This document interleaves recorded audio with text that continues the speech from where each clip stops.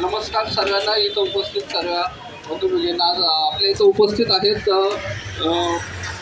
Milind Shelke sir.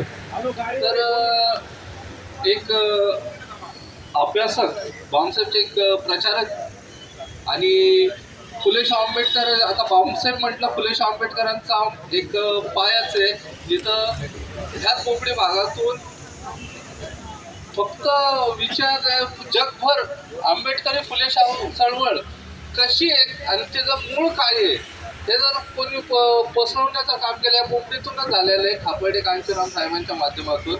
आणि अशा जे एक फुल टायमर राहिलेले आपले मित्र.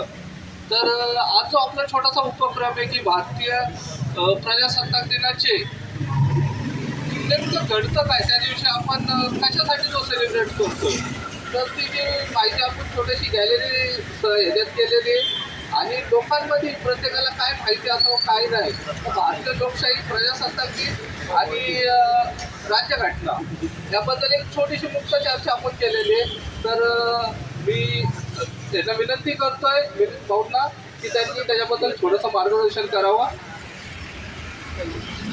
सर्वांना माझे जय भीम, नमो बुद्धाय. आज 26 जानेवारी म्हणजे या दिवशी 26 जानेवारी 1950ला संविधान अंमलात आलेलं आहे.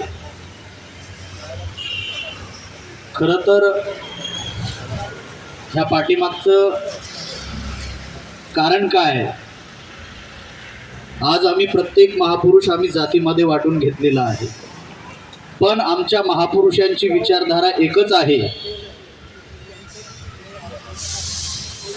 हे इथल्या ब्राह्मणवादी लोकांनी लपून ठेवलेलं आहे. छत्रपती शिवाजी महाराज म्हटलं की म्हणतात मराठ्याचेच आहेत, बाबासाहेब आंबेडकर बौद्धांचेच आहेत.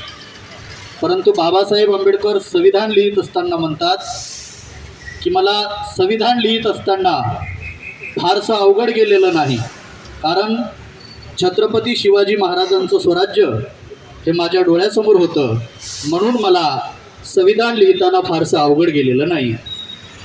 आणि आज आपण 26 जानेवारी हा दिवस प्रजासत्ताक दिन म्हणून साजरा करतो. प्रजासत्ताक म्हणजे काय? सत्ता म्हणजे राज्य, प्रजा म्हणजे रयत, जनता म्हणजे रयतेचं राज्य या दिवशी संविधानानुसार आलेलं आहे. आणि छत्रपती शिवाजी महाराजांचं सुद्धा स्वप्न होतं की रयतेचं राज्य निर्माण करायचं, म्हणून आपण छत्रपती शिवाजी महाराजांना रयतेचा राजा म्हणतो.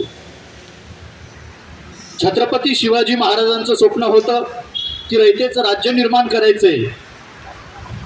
हे जे छत्रपती शिवाजी महाराजांचं स्वप्न होतं, हे स्वप्न कोणी पूर्ण केलं असेल तर ते केवळ आणि केवळ डॉक्टर बाबासाहेब आंबेडकरांनी शिवाजी महाराजांचं स्वप्न संविधान लिहून पूर्ण केलेलं आहे. आणि डॉक्टर बाबासाहेब आंबेडकरांचे जे स्वप्न आहे, मला संपूर्ण भारत बौद्धमय करायचं आहे, ते स्वप्न आपण सर्व बहुजनांनी मिळून पूर्ण केलं पाहिजे. या ठिकाणी मी एवढेच बोलतो. धन्यवाद. जय भीम.